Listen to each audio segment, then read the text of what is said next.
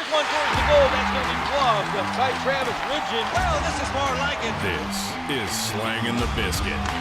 Here's Travis Regina and Dave Wheeler. Ladies and gentlemen, lads and ladies, welcome back inside the greatest hockey show on earth, Slinging the Biscuit. My name is Travis Regina. I spent 4 years playing professional hockey. That might change by the end of this show.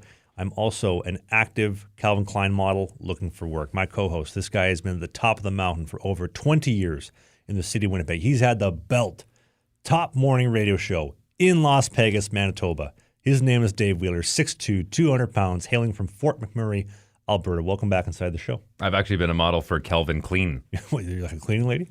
Sure. Yeah. I always feel, in all seriousness, I always feel bad anytime I stay at hotels and I look at the the housekeepers that come and like clean up everything, all the towels, all that. I think to myself, like, what kind of disgusting things they come across. I'll be honest with you. I would love one day to pick up a book of stories of things found in hotel rooms after the fact. You know what I mean? I guarantee you, like when you walk into a room sometimes, like especially CSI investigators and whatnot, like crime scene investigators, the stories, they walk into a room and they just have it tell a story, right? They kind of know they stepped there, they turned here, they did that. I guarantee that there are people that work in that industry that clean hotel rooms that probably do the same thing. Towel was folded this way. That means this person did that. I would love to see maybe even a funny sitcom based on that industry. I think that'd be great. This is a true story. I did date a gal for a very short period of time here in Winnipeg. She worked at the Super 8 on Pembina Highway. She said, I came in, I was passionate, I was cleaning everything. After about 2 months, I flushed the toilet, I put on fresh sheets, and that was it. See you later. Good night, Jim Kite. But welcome back to the show. We have a super exciting show for you. This is going to be our second last episode of the season. We're going to be taking the summer off. We have an amazing interview series. Kind of, sort of. We have an amazing interview series comprised of over 15 interviews with various former and current NHL players and coaches, and the list goes Chris Mason, Matt Murray, Jamie McLennan, Dale Weiss, Jamie Phillips, Jordan Schmaltz, Matt Hackett, best-selling author Rich Cooper, professional athlete divorce lawyer Ido Walney, the pride of Wisconsin, Brent Sopel, Bill Ranford, Navy SEAL T.C. Cummings, Toronto Maple Leafs goalie coach Dusty Emo, my former teammates Justin Schmidt and Trevor Babin, and more. Those will be rolling out from June 29th all the way through into October for the start of the season, when we'll kick back into our regular scheduled show. And for all of you that asked for another summer episode of Trav and I golfing together, your wish has come true. It happened this past weekend in Regina, in the city of the Rams of Fun, the Queen City. We were at the Deer Valley Golf and Country Club in the heart of the Qu'Appelle Valley. What a beautiful course that was, too. We had the dunes last year in Saskatoon. You've been following along with the show. Great course, but the Qu'Appelle Valley is tough to top. And also, I learned how to golf this time. Well, it was better. Yet to be seen. Actually, if we may, just to kind of plug the voicemail that we have coming up a little bit later on, when we were on the... We got a call from our round. We did. We had a couple of gentlemen roll up on us, and they happened to leave a voicemail after it was done. Have a listen to this.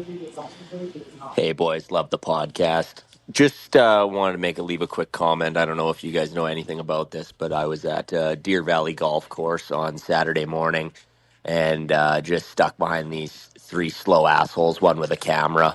One guy told me to leave all the for the rest of us, but it's all at my house. So thanks, boys. Yeah, I actually saw him in the clubhouse after, and he was mucking a dog. His name was Caden, and he shot a 79 that day on a very tough day out on Deer Valley, just north of Regina. And to bring everything back to our hotel chat off the top, I got to say right off the bat, Regina, I'm not going to apologize. I'm not going to apologize for all the times that I took a poop on your city. I'm not going to apologize for all the years that I made your radio stations look dumb. I'm not going to apologize for all the times that the Bombers beat the Riders, but I will say you showed really well this time. 104.7 The Wolf, right? 104.9 The Wolf, yeah. 104, somewhere around there. Yeah, they. I may have made them my bitch for a couple of years there. And then way back. Anyways, Regina, you looked really good this time around. I'm impressed. Watermelon heads. We stayed at the Hotel Saskatchewan, and Dave's only joined me on 2 railway hotel trips for my travel series, the Bessborough last year in Saskatoon. And both of them just happened to be in the Gap. What are the odds? They did, but I've been to all of them. Obviously, it's my series. I've been to probably close to over 20 hotels right now, and the Hotel Saskatchewan, visually stunning, and the culinary experience, Chef Brett over there, you got to experience it firsthand. This guy is next level. This guy is delivering and serving up an outstanding world-class culinary experience. May I say that Yes. they are head and shoulders above the rest. We'll leave that story for the Patreon members, but also for all the summer interviews. If you want to get them, you get all episodes day one, $5 a month. You get free merch, exclusive perks, and every single episode, and the deleted ones from my playing days as well. On the Patreon YouTube channel member link in the description. I have to take a little bit of accountability, and I got to own this. We've been falling behind the voicemail, and it's because of all my travel stuff. I spent a little bit under a week in Prince Rupert, taking the train, all the travels and stuff. So for everybody that has left the voicemail, and it has not been played because we have, an inventory of like 50 or 60 calls right now. There's a lot. I own that. That's on me. There were people calling me a lot of mean names. That's okay. I deserve it. I deserve every last one of them. I'm the reason why. But next week is going to be our final episode, and it'll be pretty much exclusively all voicemail calls. So if you want to get a call in the link in the video description for the call-in line, and we will answer all of them. Speak now or forever hold your peace, because if you call in after that, it's going to get answered in October, which we'll probably have an inventory of like 300 calls. But I got to own that. And shout out to everybody that's left a call. We've been doing the voicemail since November? Yeah, it's working out great. It's been a smashing success. One of the best ideas I think we've had.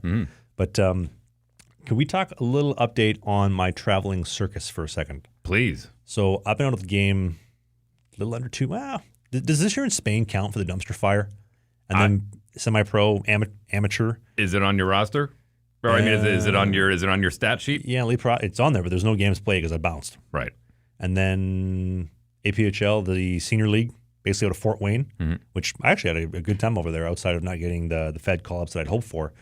But yeah, I think actually I skated last week for the first time since then, which I was actually really excited for. Hips were really, really sore. It's been a little bit of time since I was back on the ice, but did muscle memory kick in at any point? Dude, I don't think I stopped the puck for the first half hour. Like I was paired with another goalie who's like a top Western League goalie, and he's great. And he was making everything look so easy, smooth and in control, right? He's skating like 8-10 times a week. I haven't skated in God knows how long, and I'm watching him. I'm like, it's not too bad. I'm getting in there. It feels like they're shooting like on top of me. They're shooting so fast, and then I get back out. He goes back in. I'm thinking, dude, this feels so fast. It just feels so unfamiliar. It's that muscle memory, like you mentioned. But I do have a little bit of an update for you. I talked to 2 Fed teams. Now, the spot that I'm in as far as my playing career goes, I would love to make a return. I would love to play some senior hockey at the absolute worst case scenario. There was actually a team out of Hope, BC, I think, that was asking me to come play for this season, which I would absolutely love to. I miss that competitive, just like that gladiators. Like, we're going in the battle, we're going to compete with them, we're going to go win. Like, sports is the modern day gladiators, but I really miss that competitive aspect of you can't replace the competitiveness of pro hockey with any form of filmmaking or podcast. Like, it's hard to replace. Sure. And so I was speaking with a new team in Indiana, the Indiana Centennials, I believe.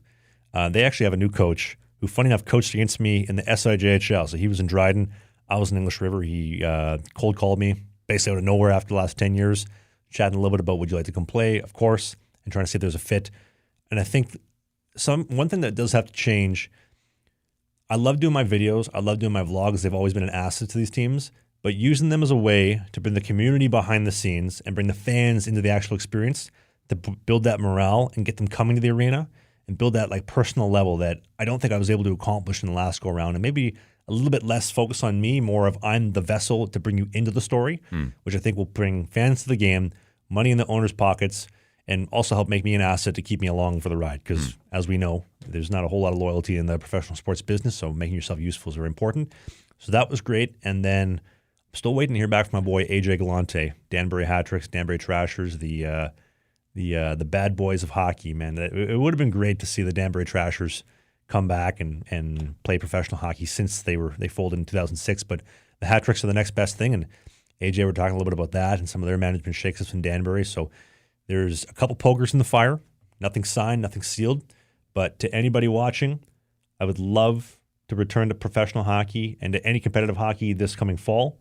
I miss it. I'd love to produce those videos for you, the mic'd up stuff, the travel stuff, the storytelling aspect of things, getting the great drone shots, the bus rides, all of it. I would love to make a comeback in the future and then have us go remote exclusively for a year and get out of our interrogation room studio, which I do love the studio. And they built a brand new, beautiful studio right next door to us right now, which is just getting finished up. But I do like the traveling circus aspect of it. And my offer still stands. If anybody wants a crisp, clear, beautiful play-by-play voice or color commentary. I ain't cheap, but I'm worth it. Well, you just gave me deja vu. I remember when I was in Watertown, they were trying to get you to come out to some games and do some play-by-play, and then Mississippi as well, right? Yeah, I think there was a quick conversation about Watertown coming and doing the ceremonial puck drop with my wife, who is a Playboy alumni. So there was a chat about that. You didn't last long enough for that to happen. So I think it was the same story down in Mississippi as well, but here we are. Well, I think you asked because Watertown traded me to Port Huron, and you said, "Oh, do you think I'll come to the play-by-play for Port Huron?" I just got traded again. I don't think so. It's been 45 minutes. This is Package deal if you haven't figured it out yet, yeah. Actually, this is a true story. I never told this one before. You want to know how I found out I got traded? I was at Chick-fil-A. You know Chick-fil-A? I'm familiar. We finished up morning skate. We had our bit of a blowout in the locker room in Watertown that morning. And I said, practice is done. Everybody's leaving. I'm going to go get a sandwich. So I walked about 30 minutes down the road, the old Boot Scoot Boogie, Heel Toe Express, my B&W, Bus Metro Walk, down to the Chick-fil-A. I got 3 original sandwiches with Chick-fil-A sauce. As I took my first bite, my new general manager calls me. Welcome to the team. That's true. He FaceTimed me. And he's like, "What are you doing?" I'm like, "I'm eating. What are you doing?" We traded for you. You remember the Seawolves now. So that's actually a true story. I found out at Chick-fil-A. I got traded twice at Chick-fil-A. It's amazing how we got more details about the meal than we did about the conversation. It's funny how memories will trigger you that way. Wait, do you want to know what the conversation? Oh, I just think it's funny that you focused on the meal more so than the conversation. Well, I'll tell you this one then, because since we're on the topic, I haven't really talked about any pro stories in a while, but we had our little blow up in the locker room in Watertown that day, and sitting down with the general manager, and I said, I think the writing's on the wall. I think that you guys should trade me. I think if we could find a way for me to move on and you guys to kind of get me out here, I think everybody wins, and the sooner we do that, the better. I think everybody wins. And so general manager asked, "Where do you want to go?" I said, I want to go play for the Jackie Moon of pro sports, which means there's 2 teams. Well, 1.5 technically. And he said, well, he doesn't do trades with us. I said, "I'm sure you can find a way." And then ended up calling a third party who then negotiated that deal to call the Jackie Moon of pro hockey, Mr. Joe Pace. And then boom, I was a Mississippi Seawolf later that afternoon while I was taking the first bite of my original chicken sandwich at Chick-fil-A. Not to spoil anything, but we had an interview with Chris Mason, which is part of our summer series. Yep. And he mentioned something about how, the domino effect about, like guys getting moved here in the beginning of the season and training camp and 10 games. And it's funny how things filter all the way down. I mean, from the NHL making their cuts, sending guys back down to the American League or the Western League, and that forces players to get bumped down to major or a junior A tier 2, which affects mid AAA, which affects the FP. And I mean, it's incredible how it just, one little move up here can cause chaos all the way down. Well, and actually, the reason why I got accepted traded, and the trade was accepted by Mississippi was because they had a goalie get called up to the SP. So right as they were calling to trade me, they had a spot open up. So fantastic timing. And then, unfortunately, I went there, and then less than 2 weeks later, the guy came back down. It's like, we got to get rid of somebody, dude. And then they got rid of me. And then, funny enough, he got dished again. And then they had a whole new goalie lineup like less than a month later. And that was that. And I tell people this all the time. I've spent a lot of time playing hockey, traveling, playing professional hockey, the traveling circuits of pro hockey. The greatest spot I ever played in was Biloxi, Mississippi. You cannot beat playing in the electric Mississippi Coast Coliseum, morning skate at 10, out by 11:30, walk out of the arena, across the parking lot, right on the beach. You can't beat it. It's the best place ever. The fans were right nice. On the Gulf. The chef, too, she was fantastic. I remember for our meal, she was having like brisket and smoked pulled pork, house-made cheesecake and apple crumble. And grits, too. She was the GOAT. You know the story behind the Gulf of Mexico, right? As far as, how the theory about why it's there. You mean the Gulf of America? Whatever you want to call it. But the idea is that was the dinosaur killer. That was the asteroid that hit Earth that caused the destruction. And if you go down to the south part of the Gulf, into the Yucatan Peninsula down in Mexico, they have museums all the way along the coast of all the fossils they've found. They've never actually been down to the bottom of the Gulf. It's so deep. Like, when you look up at the moon, you see those craters? That's essentially what the Gulf of Mexico is. It's a giant crater that happened to be close enough that it just got filled in by all the ocean water. And so, yeah, the Gulf of Mexico, it's not as crystal clear as the Caribbean, which is beautiful if you're on the East Coast, down the eastern seaboard. But, man, the water's warm. You can usually walk out about 2 kilometers, nipple deep. It's nice and warm. Little cloudy, I think I can say, but, man, is that nice water. Did I ever tell you about the gal I was seeing in Mississippi that pulled a gun on me, or no? Did I ever tell you about that one? You've told me, but you haven't told me behind the microphone. So please feel free to share. So when I was in Mississippi, obviously. God love you red states, man. God love you. So when I was in Mississippi, I got traded, and obviously we were all human beings. We want to find a little bit of companionship. Everybody wants to be loved, myself included. And I found a nice gal. We ended up seeing each other for a very short period of time. And I think actually we got waxed against Columbus. I think they spanked us. It was like 6-0, 7-0 halfway through the game. And so I'm opening the door with my Spirit Fingers cheerleader. And I remember the Columbus guys are telling me, when are you going to get in? I'm like, I don't know, man. I don't think they like me that much. I think I'm getting in. But funny enough, right behind the glass, I brought this missus, and I'm looking behind, giving her the old wave. Remember when I told you the best way to pick up gals as the backup goalie? Make eye contact, right? She sees the last name, eye contact. She'll lead, well, hopefully not lead prospects, but she'll Instagram you, boom, find you out. So gal comes, we have our post-game meal, and we're hanging out afterwards. And I'm laying down, watching TV. I think we were actually watching Dog the Bounty Hunter. And she says, I got something to show you. I'm like, oh, great. I'm looking forward to seeing this. She leans over, reaches under the bed, pulls out a gun. Check out my new gun. She's like waving it in my face. Like, I just got this the other day. Do you see this? I'm like, put this thing down. Like, you're waving this gun in my face. You're Canadian is showing. What kind of gun was it? It was like a handgun. I don't know, like a Magnum maybe? Like a pistol? Okay, was it a Walther? Was it a Smith & Wesson? Like, did you get a brand for me? Because keep in mind, guns don't just come in one, shade. They're different manufacturers. It's like hockey sticks. It was silver, shiny, and it's probably banned by our Liberal government here in Canada. Was it big? Was it small? Did it take? Was Maybe it like a revolver? This did big? it have a? The box was about this big. Did it have a revolver on it? Like one of those things, like the old Western days, where every time a bullet would go, it would turn over, or was it something that would clip in the bottom? I think it clipped in the bottom. I don't think it had a revolver. Give me an idea of what the. Yay big? Okay, so probably looking at maybe a 9mm. Okay. To anybody still listening to the show from my Biloxi, Mississippi days, can you help us with the gun identification? Actually, you know what? I made a joke to you on the golf course the other day. I want to be like Good Luck Chuck, the surgeon. Every gal he sleeps with, and she goes to find out. By the way, that's a Dane Cook movie from the early 2000s. For those that don't remember, the idea is that every girl that he dated after they broke up, they would go out and find the man of their dreams. I think I got 3 so far. I think I've dated 3 gals where the gal, after they've moved on, they found their husband and gotten married to their forever man. And actually, she was one of them. Look at you. I'm setting people up for success. You know what? Take that to the bank. I prepped her. Now she's ready for you. Ladies, there he is. You can swipe right or left or whatever it is, or up or down. I don't know how that works. Dating market's interesting, man. Actually, I just got a photo shoot done for some updated marketing pics. The 2025 car can't have the 2023 pictures anymore, so we had to update the inventory, which is exciting times. Yeah, I find that fascinating, man. The fact that photo shoots are being done for dating profiles, but I get it. I mean, I understand it. I don't get it being a Gen Xer, but I understand it. It's so crazy because I feel like less than 10 years ago, dating apps were like, ooh, like you're a loser. You're on dating apps. Like, why don't you go out and like meet somebody like a real way? But now it's, at least for people in my generation, it's the only way you meet. Like, you don't meet people in person anymore. Nobody's, especially in Vancouver, nobody's social enough. I've said this before, but forgive me if you've heard it already. Jordan Wellwood, who's a local stand-up comedian here in Winnipeg, and he's a quality one, he does this bit talking about how, if you were to go ask your grandparents now, like, hey, how did you meet Grandma? Like, well, there was a dance at the local community club, and the lights were low, and the night was ending, and the spotlight shined on your grandma, and I thought, I got to dance with that girl. You fast forward 40 years from now, and you talk to the Gen Zs, say, hey, Grandpa, how did you meet Grandma? Well, Grandpa was up late one night swiping left on Tinder.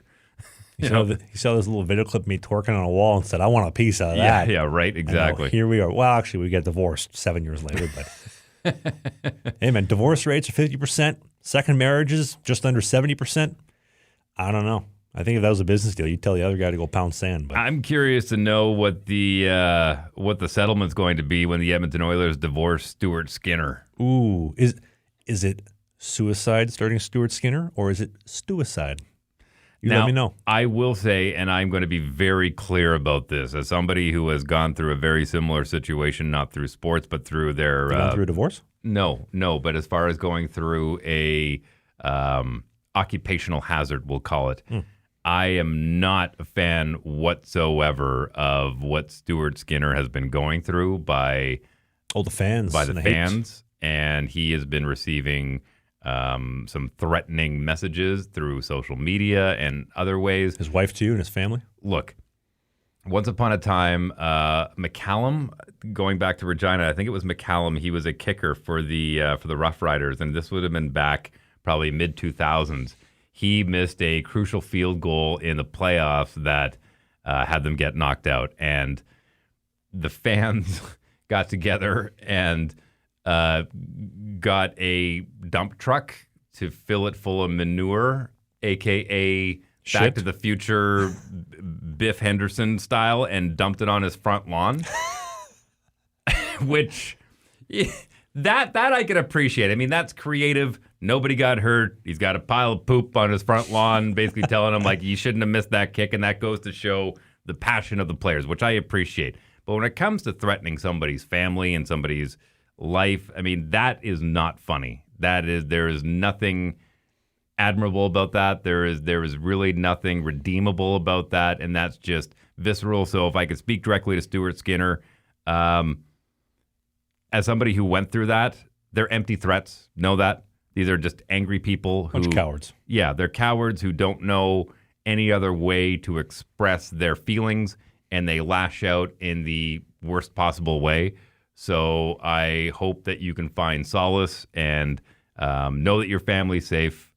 We appreciate you and your humanity, and that is the most important thing. Your family is most important, bar none. Well, and he single-handedly kept this podcast alive the 2 years. We're giving us stuff to talk about every single week. Well, listen, and I know we've been very critical, but we've been very critical on a playing perspective, and I don't think it even needs to be said out loud. We would never cross that line, and it's unfortunate that some people are feeling that there is no line, and it's really disheartening from a social aspect. Well, and there's a lack of respect and understanding because you get these schmoes who are unrespect worthy that have never played the game and don't actually understand. Like, I played basically the Mickey Mouse Pro League in the FPHL, but that was professional hockey, and that was hard for me to get to. It was very difficult for me to even crack open the door, let alone you go 4 levels higher than the National League where you're playing with the best of the best of the best. You're a top 64 goalie in the world. So I know that even though as a consumer and an armchair quarterback in our interrogation room studios every single Sunday, I'm not the biggest fan of Skinner's game. He's a way better goalie than I was. He makes more money than me. He's got a better mustache than me. He's got better brand deals than me. He's got a wife, and I'm single as a Pringle now. He's got a lot of things going for him. And Stu, to your wife and to your family, hope everything's okay. Yeah, it's just it's disheartening. You know who does? I mean, maybe they deserve death threats. Is the NHL schedule makers? These scumbags. Okay, easy now. They deserve criticism, but not like that. But yeah, who's making this schedule? That's what I want to know. I think it's a combination of having to deal with the local markets as far as, because I mean, when these arenas are booking into the spring, they're not sure if they're going to have playoff hockey into June or not. And so if there's a tour rolling through town, whether it be the Taylor Swift Eras Tour or whoever it may be, they have to make sure that building is full. And so sometimes they got to dance around a few of those events that are coming up, whether it be a concert or a convention, and they don't know if they're going to have hockey that long. So they have to book. NHL has to work with these arenas, but man, is the schedule bad. I think it's a combination of that and the players' union saying these guys have been playing for 8 months straight. They're injured. We always find out about the injuries after the series is done. Oh, he had a broken rib. Oh, he had a lacerated this. Oh, he had this and that. I think the players' union said, we need a little more time off in between games if you want the quality of hockey to be as high as you want it to. And I think as fans, we get so spoiled in the first and second round where there's hockey on every single night, right? And then when it comes down to the final series where it's like, we're expecting it, okay, we'll take one night off, so we'll play on a Monday night, and then we expect Wednesday night, and then Friday night, or any combination you want, but every second night we're getting playoff hockey. And now we're waiting 2 days, 3 days, some days 4 days. And no Saturday night game. Why don't you have a game on a Saturday night? Right, and that's missed opportunity. I mean, I think they look at Fridays and Saturdays very similar as far as the scheduling and advertising, but I think not to throw the schedule makers of the NHL or Bill Daly or Gary Bettman under the bus too much, because I think they're dealing with the parameters that they're given and doing the best they can, but as far as NHL final schedule, Stanley Cup final schedule, this is one of the worst I've seen in a while. I couldn't agree more. And a fantastic final on top to absolutely sabotage it. Great. Well, I mean, and then that goes to make the argument of we are getting great hockey. We've had 3 of them thus far go to overtime. I mean, that goes to prove the point that I made about the players. Like, give them a little more rest and you'll get a little more entertaining. So, I mean, at least the games that we have seen outside of that 6-1 blowout have been entertaining. But even that one was entertaining as well, with the brawl at the end and all the action happening in between. Yep. But I think, how about, do you want to talk about don't piss off Draisaitl and McDavid, or you want to do Sam Bennett for a second? Take your pick. Sam Bennett, man. This guy's giving the Oilers the old Zdeno Chara, head into the headboard. Hey, thanks for swiping right tonight. Make sure you take the plan B tomorrow morning. Running over the goaltenders, Skinner, Pickard, he's scoring goals. I mean, shy of burying that one in Game 4 overtime to seal the deal and go up 3-1. This guy has been everywhere. He's like a water bug out there. And I remember, does anybody remember in 2014 in the draft when Sam Bennett showed up and couldn't do one single bodyweight pull-up? Now this guy is an absolute nail gun. He's out there scoring goals. He's got this big grizzled beard, bald head, looks fantastic. He's getting the job done. Probably Conn Smythe leader for the Panthers right now. Well, that's one of the things that really is the X factor in the whole Moneyball, and I'll use Moneyball for those that have seen that movie with Jonah Hill and Brad Pitt, which is a wonderful film where they said we're playing the stats. There's the Yankees, 50 feet of shit, and then there's us. Right, and so the Oakland Athletics, who are soon to become the Las Vegas Athletics or whatever they decide to use. Are they moving? Oh, yeah. They're building a stadium right now. I think they've got one more year in the Oakland Alameda Stadium, which I've been to see an A's game on a couple of occasions to go see Ricky Henderson get his number retired.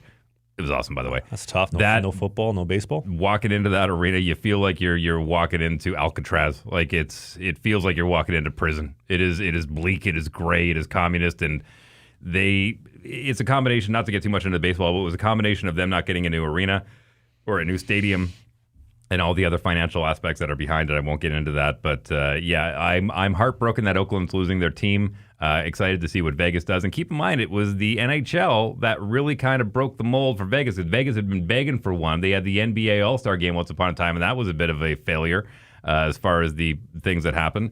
But it was the NHL that really made it okay for professional teams to look at going, okay, that's a viable market now. And in saying that, when it comes to Moneyball, you can't bet on the X factor. And guys like Sam Bennett, and I'll use Dustin Buffin as well. There's a guy that came into camp every year overweight 40 pounds. You know, you're like, well, this is not what we are expecting. This is not where you should be. And then he still goes out and dominates.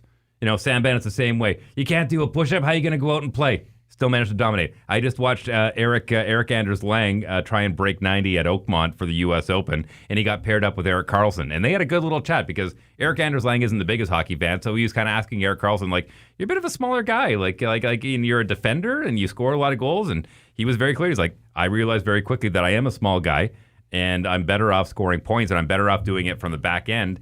And he's one of the, like, if you were to match up Erik Karlsson in the draft, nobody knew that was coming. Nobody knew that Erik Karlsson was going to be that dominant throughout his career. You know what I mean? Mm-hmm. So that X factor, you just can't look at stats and go, yeah, he's going to be that. Bennett's one of those guys. And great salad, too. Don't forget about that flow, that all-you-can-eat bucket. I had no idea. He was all tatted up down his right arm, like all the way down his right arm. Oh, yeah. Yeah. He was also got a blackout tattoo as Chris Daughtry. Both arms totally blacked out. Like the singer? Yeah, Chris Daughtry. Like, well, so does Machine Gun Kelly. Oh, he's a dweeb. Speaking of dweebs, McDavid and Draisaitl. Don't piss off Draisaitl and McDavid.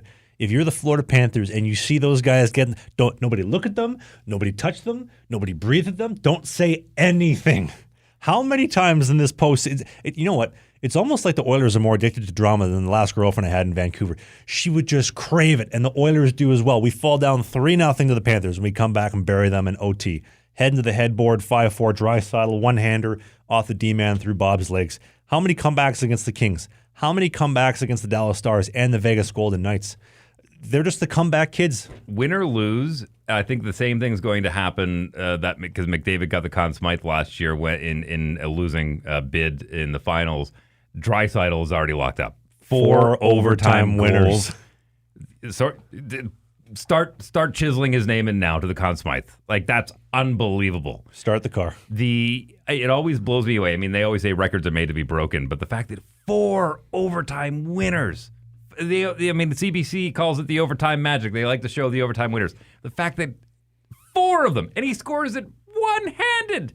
Like, it's just mind-blowing. I'm curious to know your thoughts on this, because you mentioned McDavid and Draisaitl, and those are the first 2 names that come to mind when you mentioned the Edmonton Oilers. They're the heart and soul of that team. No one's debating that.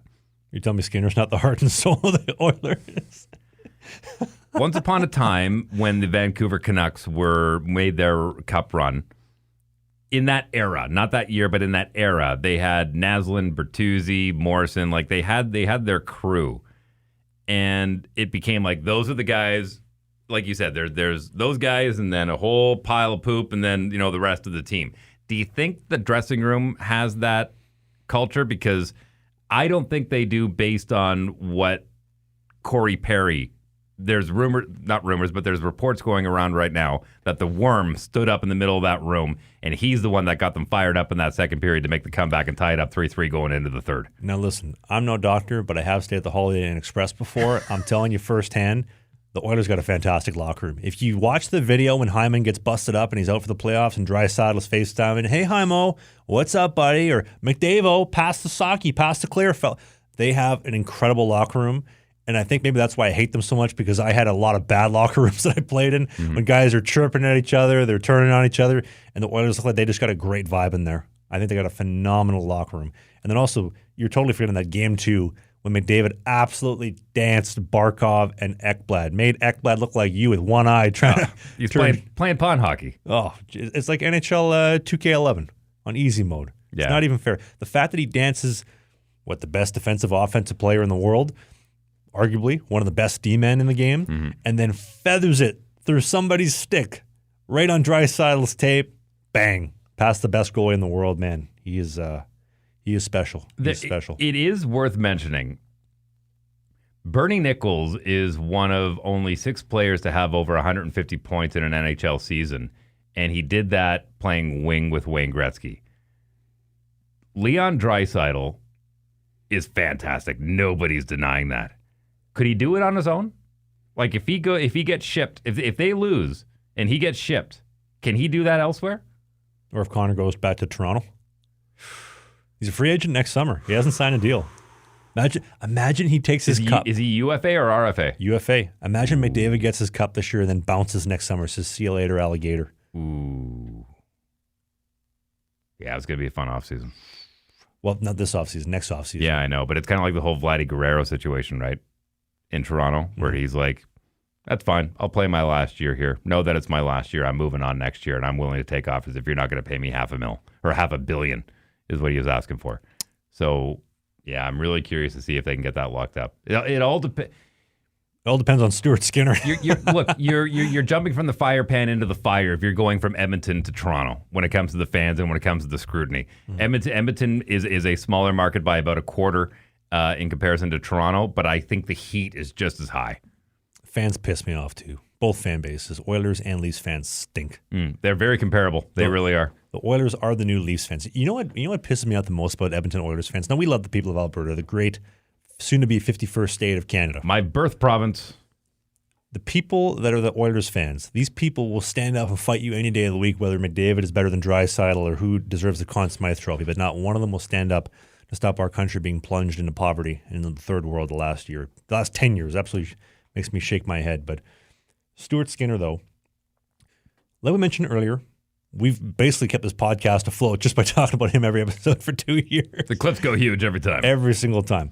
And I'm a bit of a fan. He's got great style. I love the setup. I think actually in the summer interview last year when Matt Murray and I went to our interview, he said Stuart Skinner was his favorite guy to watch right now, I believe. So he's a great goaltender, NHL level, obviously. From a technical perspective, I hate how hunched over he is. Well, it's another X factor too, because keep in mind, Connor Hellebuck just won the Hart Trophy earlier this week as the league's most valuable player and couldn't get them out of the second round. You got Stuart Skinner, who probably would get buried somewhere in the American League or East Coast League, and you wouldn't even notice him. And he's got his team in the finals. Now I know there's a lot of other variables in there, but again, that's that X factor. There's just something about it. Well, and that's the thing in pro hockey too. Like, he was a high round pick. They're going to give him the opportunities. They're going to want to see him succeed. There could be a guy who's a unrestricted free agent, a free agent signing, whatever. He comes in, he's good. We don't have any vested interest. We haven't wasted a draft pick or burned that on him. And he could be on the verge of retiring. We'd have no idea. He could be Stanley Cup MVP. This is just the way that it is. There's goalies in the American League. Almost every single one of them, actually every single one of them could step into the game right now and play games. Whether they're a full-time or not, who knows. But as far as Skinner's game go, I had a couple notes written down here. I'm not a fan of how hunched over he is. He gets so hunched over and everything gets so locked up. He's a very boxy, blocking goaltender, and I mean, we'll get to Calvin Pickard in a second. Well, it kind of reminds me, and again, I'm not even going to say pretend that I was a player, but I played high school basketball for my high school, right? And at 6'2", I was one of the taller guys on the team. And I like the idea of Michael Jordan always having the ball down low, right? Having the ball down here, get those guys crunched down as well. But they always said, you're 6'2", ball should be up here out of reach. And when it comes to big goaltenders, it's kind of the same way. You don't want to see a guy crunch down when he's that big. Stand, be tall, be big, right? It's kind of like that cat that puts its back up when it's getting into defense mode. I can understand that. You want them to be big. But it's counterintuitive because as the puck's closing in and you're getting tighter, you should be trying to maintain size. Like if you look at Bobrovsky, 6'2" on a good day after he's on the stretching machine. Skinner, who's 6'4", 6'5", looks way smaller than Bob. Bob makes himself huge. He takes up space. And I don't know if the fault lies in the goaltending coaching because I believe Dustin Schwartz has been the goalie coach for almost over a decade. He was the goalie coach when they had Devin Dubnyk, and he's run through every single goaltender, and all of them, for whatever reason, can't seem to put together some consistent quality goaltending. So do you have to fire the goalie coach? Possibly. Again, I'm not in the room or in the goalie coaching discussion, so I don't know. Well, but also you got to look at, you start from the top and work your way back. You've got some of the best offense in the league, right? But when it comes to the Oilers' defense, and I'm not talking about your offensive defenseman, but who do you put the medal around as far as being your premier defensive defenseman on the Oilers, right? So now you've got a great offense and then your goaltender. There's really no in between when it comes to the defense. And I'm not saying they don't have defense. Oiler fans, shut up. I get it. I know you have defense, but you don't have a Shea Weber. You don't have a Ben Sherrod. You don't have a guy, a Tyler Myers, a Dustin Byfuglien, a guy where you go, that's the cornerstone of our defense. You don't have that guy. You have very offensive defensemen, and I get your whole idea is all offense, but when you leave it to just our only defense is our goaltending, that's the problem you run into. Well, let's be honest. They got Dive and Darnell back there, too. So both offensive defensemen, though. They are. We'll chat about him in a second on that nasty snipe he had in Game 4, but as far as Skinner goes, his rebound control is terrible. Like, he's not been able to get much sticking to him in the last couple of games. He's got to figure that out. But Calvin Pickard, Winnipeg boy, the pride of Las Vegas, Manitoba. This dude is like a 50-minute oil change. It's not pretty, but it will do. 7-0. He comes in. He's making big saves. I don't know how he does it. From a technical perspective, he is the clunkiest goaltender probably in the NHL. He does not belong from a structural perspective, but they don't ask how. They ask how many. He goes 24 of 25. And outside of fumbling that puck behind the net in the tying goal, which if he'd stopped it, they win in regulation. Perfect game. Perfect game. Great rebound control for the most part. Timely saves. That big one on Bennett in overtime that led to Draisaitl one-handing it past Bob's. Well, that's one thing I find interesting from a psychological standpoint, and that's kind of what I default to more often than not because I really enjoy that aspect of the game. But you can speak to this more than I can, but when your backup goaltender goes in, your strategy changes more often than not. Not with the Edmonton Oilers. They don't. Again, this kind of goes to prove my point. We're all offense. Doesn't matter who's back there. We'll take care of this end. And if you can't take care of that end, we'll take care of more goals. Score more goals than the other guy, right? But their strategy does not change. They could put you in, pull you out of the stands. They're not going to play any different. They're going to play the exact same way. And I think as bad as the rebound control has been, I think that's also on the Oilers not understanding that that's part of the strategy. Yeah, but you got to make a chest save, dude. If they shoot the puck at the logo, you got to soak that. Yeah, I get that. But they are playing under the idea of those are going to squeak by. I don't know, man. If you're the goalie coach, you got to say, dude, you can't have the puck going off the logo on Tkachuk's tape, bury and backdoor. You got to soak those. But hey, I'm not an NHL goalie coach or an NHL goalie. But what I am is a advocate of Evander Kane. Can we talk about EK91 for a second? I feel like this guy gets shit on so much. I feel like he's cleaned up his life the past couple of years. And yeah, maybe on Saturdays he goes to the River Cree Casino and Resort and throws 6 figures on black 3 times a week. He's scoring goals. He's driving a nice car. He's ripping the Rari. Nice car. Nice car. An exceptional car, the Rari. Thank you, yes. Well, he's got the Rari and the Rolls. And as I alluded to earlier, Anna Kane is somewhere out there. I will say this about Kane. Hear me out about Kane. He rides high and he rides low and he averages out just like the rest of us. He enjoys the highs, probably ignores most of the lows, but in the grand scheme of things, he performs when needs be. He ignores all of the negative stuff about him. He lives in his own little bubble. Good for him. Bet it all on black, 100K, baby. River Cree Casino and Resort. Just outside of Edmonton. I've been there. Beautiful casino. It is. Which Dave thought the kids played hockey at in the casino. They play at the ice rink attached to the casino. Wow. Way off on that one. I want to give a little bit of a feedback on Bobrovsky's game for Game 4. Hot take. I don't think Bob showed up in Game 4. I thought he made a couple timely saves, but I thought he did the old James Reimer special. I'll make some big saves, and I'll let him some bad goals. I didn't like that first goal off Nugent Hopkins. He's way too deep. He's like 3 feet tall on the goal line. Dude, you're big. You're one of the most flexible, agile goaltenders on earth. You got to get out there. That goal by Darnell, for anybody watching the video version of the show, so there's this new trend that's come out called the Panda. And so the Panda... Yeah, it's like by St. Bernard. So the Panda is essentially, you overlap the post, and while your body is facing this way, your lower half faces to the center of the net, so it's an easier transition to get back into position. He overlaps the post, but he gets so small that Darnell Nurse still has the ability to roof it over him. I did not like that one. The goal on Puzloskins, I can never say this guy's name right. I feel like Don Cherry every single time we talk about him. But you got to get your stick on it. You can't have a guy driving the play behind the net, and you're just out in no man's land out there in the fields of Normandy with your stick out here. You got to steal the post. You got to stop that puck from coming in, because he wraps the puck, he comes into the crease, banks it off the pad, and then they bank it in right above, or they shoot it right above the pad onto the blocker. And then that goal by Wallman, greasy one. I'm not going to fault him on the overtime goal, because why is your D-man not sealing the lane, giving you the shot? Anyway, I wasn't a big fan of Bob's game for Game 4. I'm going to lean on the psychological aspect of this again, and I think this might explain it. I'm going to reference a guy by the name of Ron Tugnut. You remember him? Oh, Ronnie T, yeah. Okay, Ron Tugnut was Ron Tug my nuts. I haven't checked the stats, but I'm pretty sure that he had a losing record in the NHL, but his save percentage was through the roof. Like, this guy, you saw 70 shots a game on a regular basis playing I think for he has Quebec. the record for most saves in a playoff game, 72. He is just a anomaly, and if you haven't looked into Ron Tugnut, go check him out. But I think that Bob, based on the games that he had seen already from the Edmonton Oilers, where he's going to be expecting 16, 17 shots per period, and then he only gets 7, he prepared himself for, I'm going to be the duck in the shooting gallery at the carnival. You know what I mean? That's what he's prepared for, and he didn't get that. He got 7 shots, and that kind of shakes you subconsciously. Yep. You know what I mean? So he was okay. Finally, here comes a shot. And he's not ready. He's expecting nonstop movement. You know better than anyone. When you're not getting shots, you're on an island and your mind starts wandering. I mean, that's tough for any goal. It doesn't matter. Bingo. When you're not getting a lot of action and you're sitting there, you're marinating, you're hoping for the play to come, especially when they've just chased Skinner and now they're starting to bring the pressure on you up 3-0. It's tough. It's a tough spot to be in. So hopefully he brings his game back for Game 5. I stand by my prediction.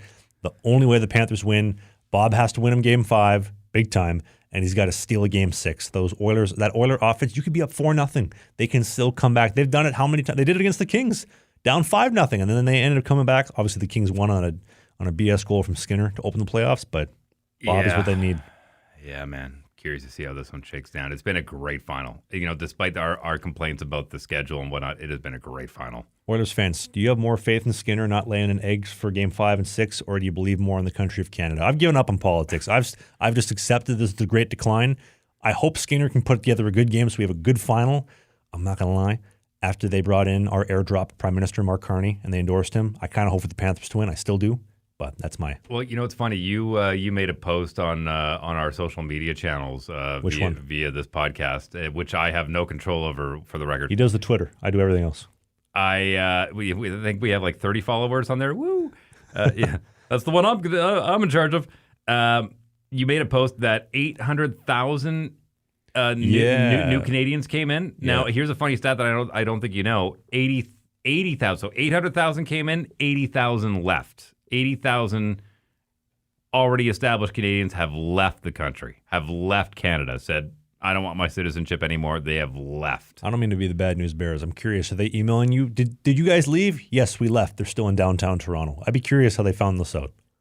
I literally don't trust our government or the way the country's being run anymore. My wife dabbles in real estate down in the Yucatan Peninsula, and there are more and more people asking to see houses and more people willing to cut ties with this country. So I know that's a 10% shift off of what you about the stat that you mentioned, but I just find it very interesting how there is a migratory shift happening in North America. So still, well, actually, there's another stat. Right now, Canada's seeing the biggest e-migration, which is Canadians leaving, that's what I'm since saying. 1965. 82,000 last year. 82,000 people have left. And that's not people that are foreigners or temporary students, whatever. No. But let's just give you the benefit of it. I'll hedge your numbers. Let's say they got 100,000 now. So you have 700,000 new Canadians from Jan 1 to May 1 before the election. God knows what they've done since then. That's still a pace of almost 2 million people a year. That is unsustainable. That's 8% of the population. It's funny. You say it's unsustainable. Like, we have the room. We have the space. We just don't have the infrastructure. And that's the big hang up. If we were willing to take all of this steel that isn't going to be bought by the U.S. and said, keep making as much as you are and let's start building on our own, we wouldn't have this problem. Man, if I can find a good conservative gal under 25 with minimal baggage, I'll be out of here, man. I'll go to the U.S., I'll go over to Europe, I'll go somewhere else. I don't. Why not Mexico? And I'll put anything on the table.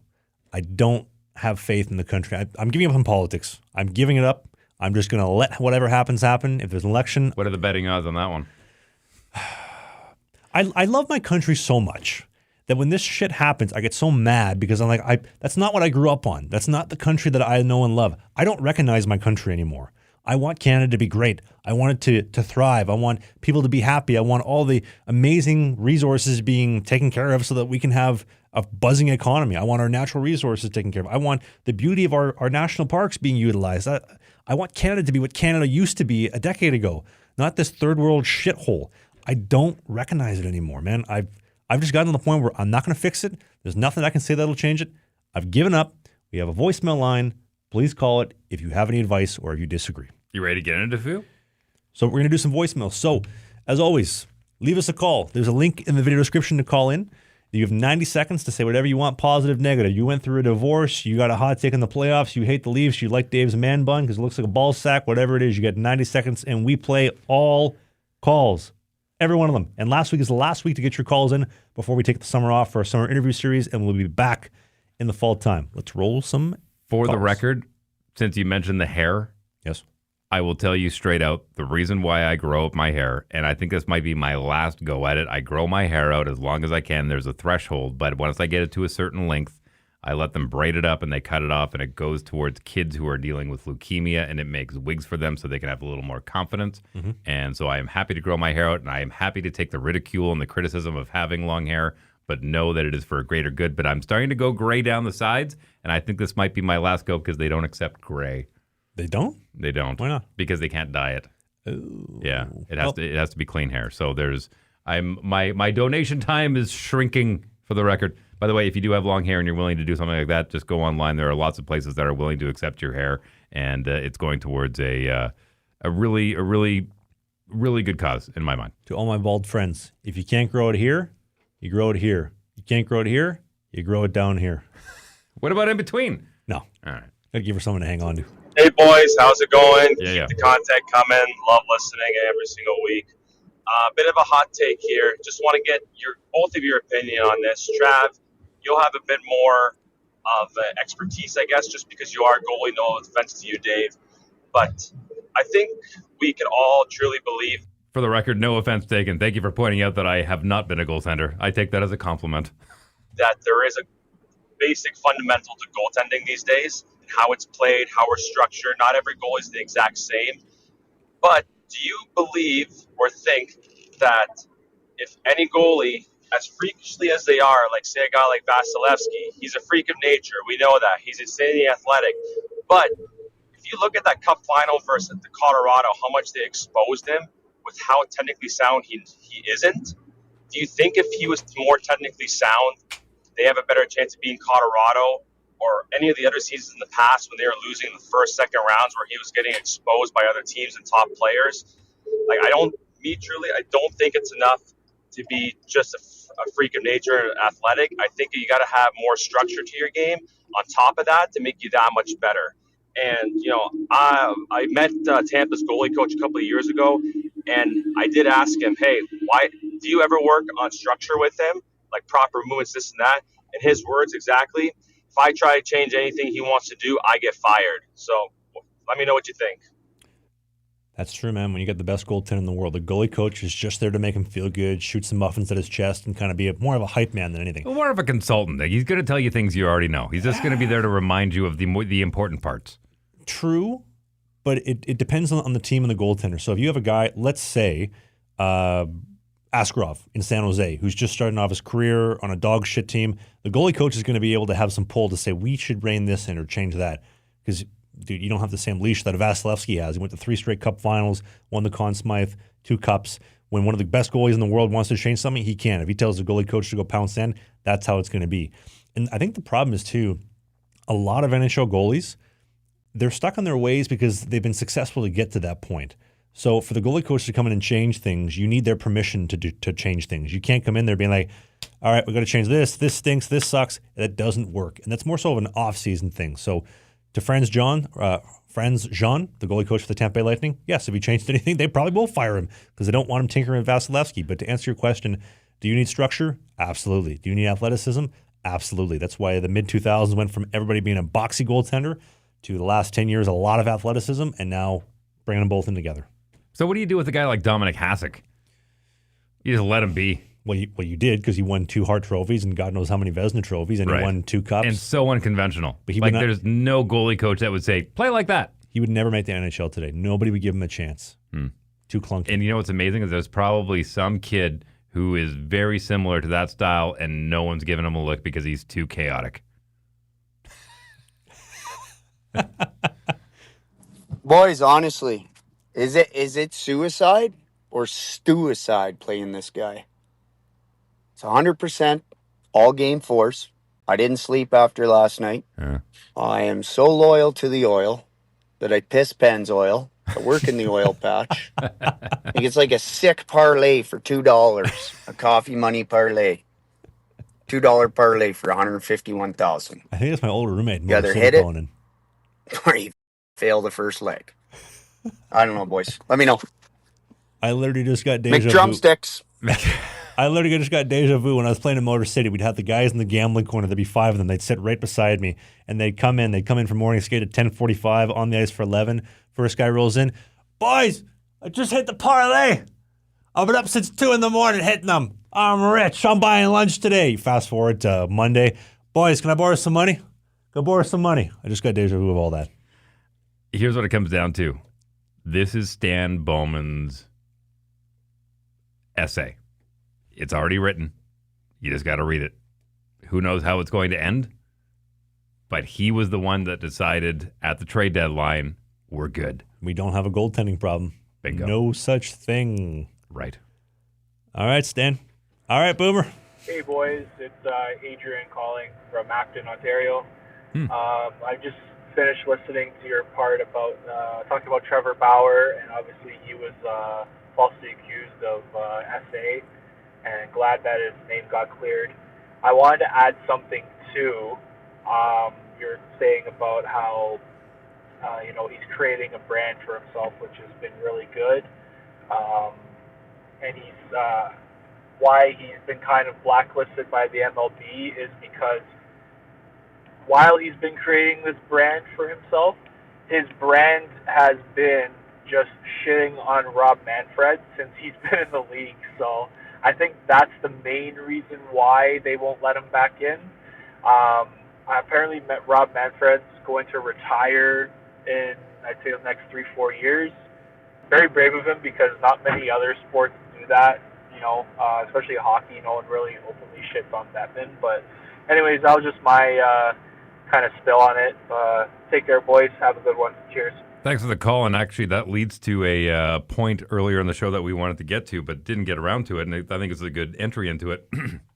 Paul Bissonnette, who is part of the Spit and Chicklets podcast, he's on the TNT broadcast as well for the NHL, kind of took Gary Bettman to task a little bit to the point where Gary Bettman felt he needed to respond. Bettman's response was so stupid. So give a little context on what happened. So Biz asked Gary, he's like, do you not think it's time to do something to level the playing field? This whole state tax, like look at Vegas, look at Tampa, look at Florida. There's a reason the state of Florida Texas has represented the East every year for the last 6 years of the Cup final. And he says, oh, that's ridiculous. Teams care about a good practice facility and good living condition. Bro, they make millions of dollars. They can afford good living conditions. Everybody has a good practice facility and a good gym. This isn't 1984, the New York Islanders not having a gym.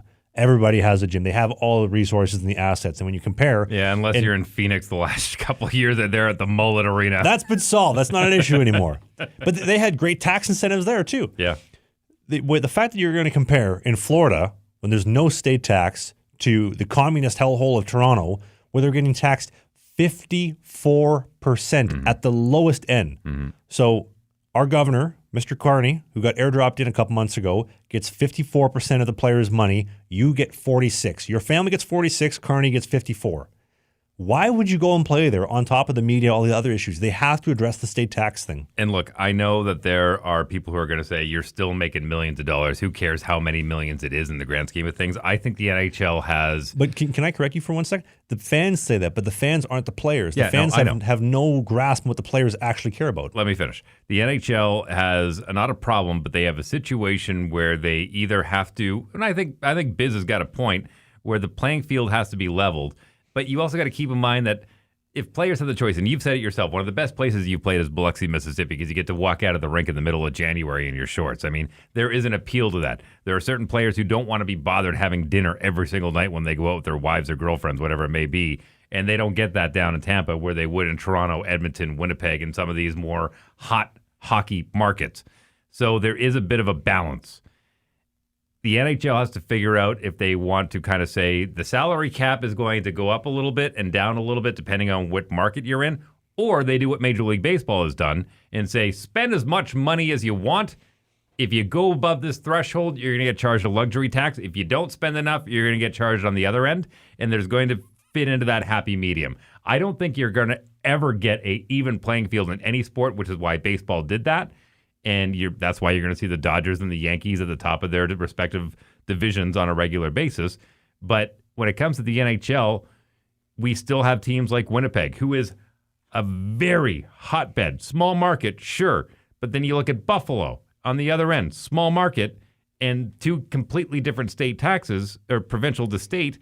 There's no right answer. Gary Bettman didn't give the best response, but Biz brings up a good point. Luxury tax kind of sounds like in Canada. Any car over $100,000, 20% luxury tax. Yeah. How many nice cars here?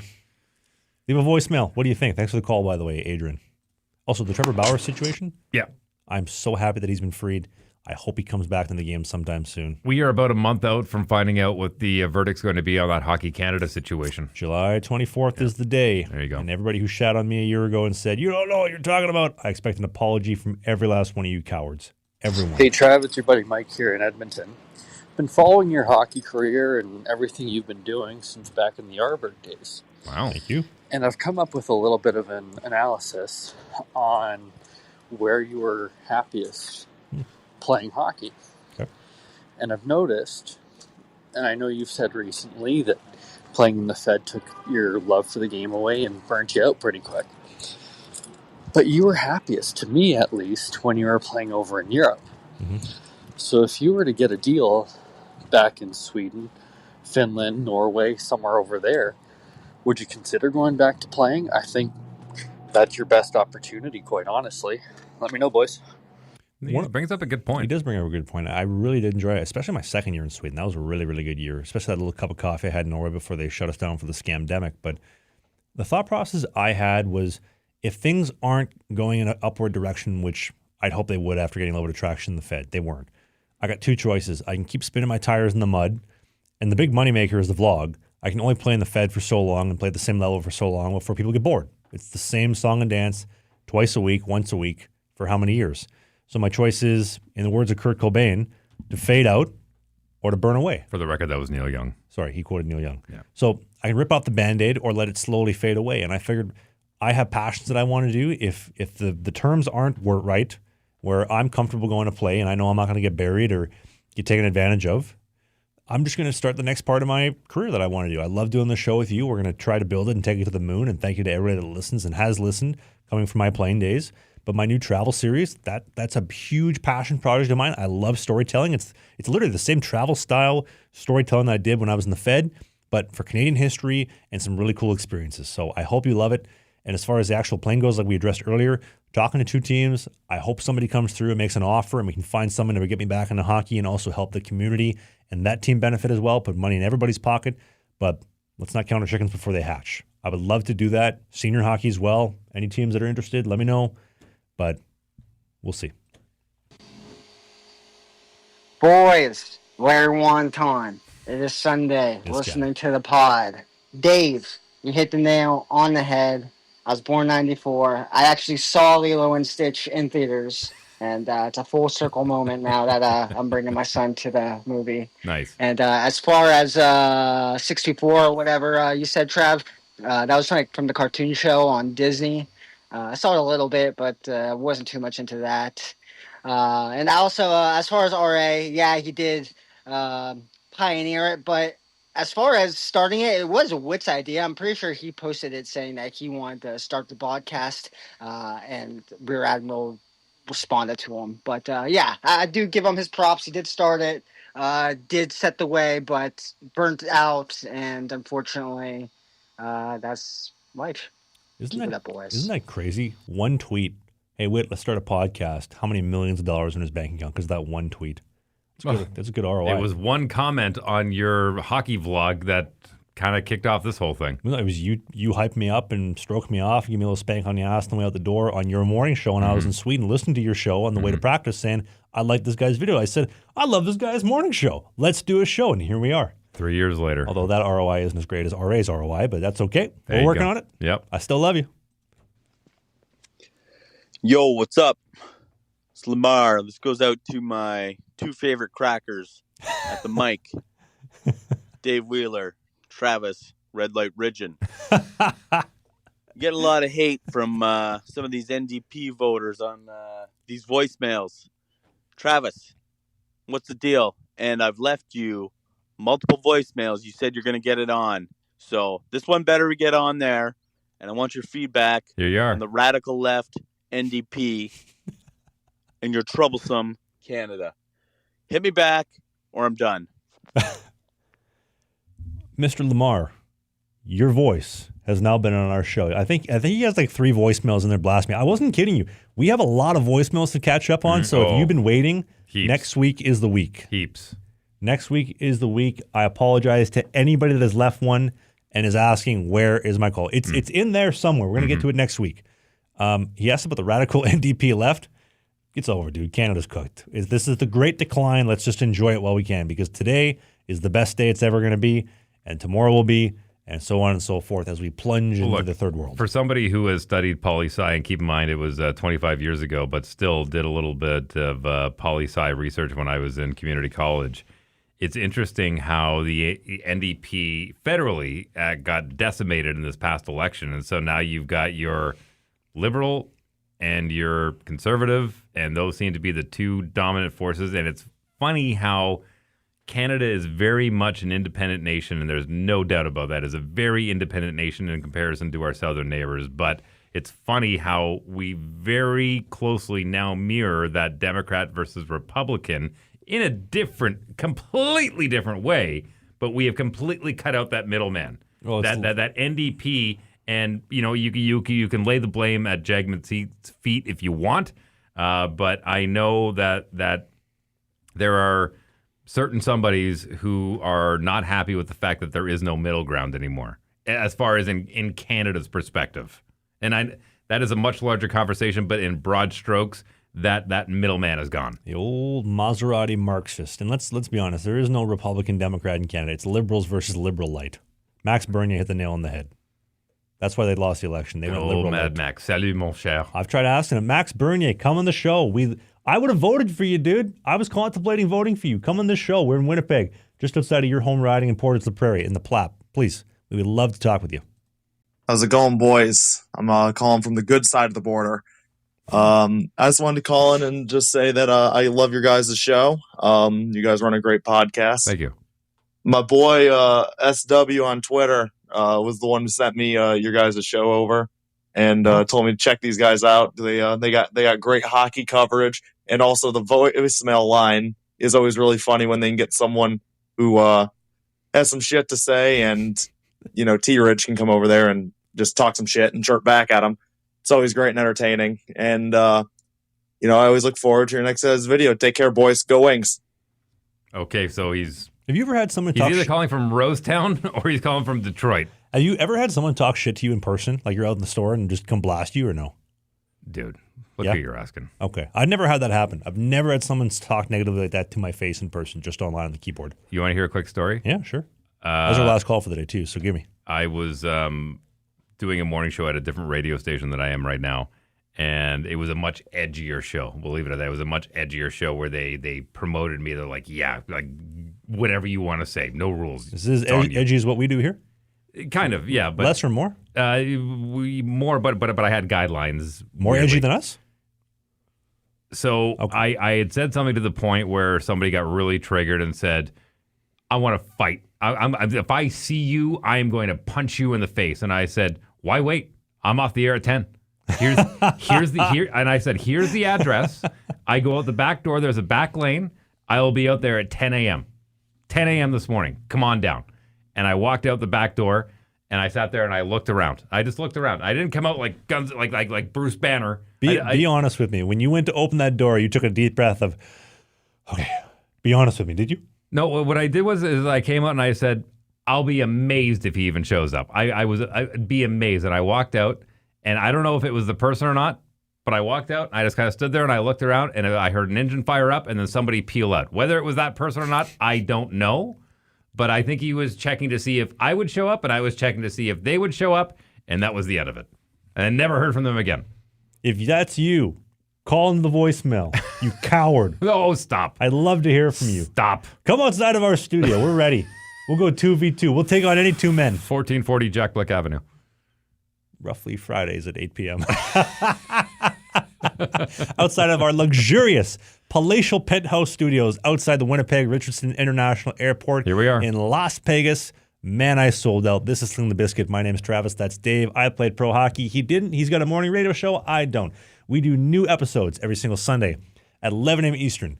10 in the prairies, 9 in the foothills of Calgary, and 8 Sign up for the summer series. 8 in the Pacific Northwest. If you sign up for that Patreon YouTube channels members, you get every single episode. You know what? Now, I'll do it now. I'll put every single one of them up right now. Starting now. On the members page. You can get that, all the episodes now. Thank you for watching. Subscribe for more episodes, and we will see you next Sunday for the last episode. Get your voicemails in. Last episode of live. Last episode of like current. Last episode of seasonal stuff, and then we go into our amazing summer series of great interviews. We want to fearmonger them into calling the voicemail. The show's done. I quit, and I'm going to go back to working at Calvin Klein. We'll see you next week. Thanks for listening.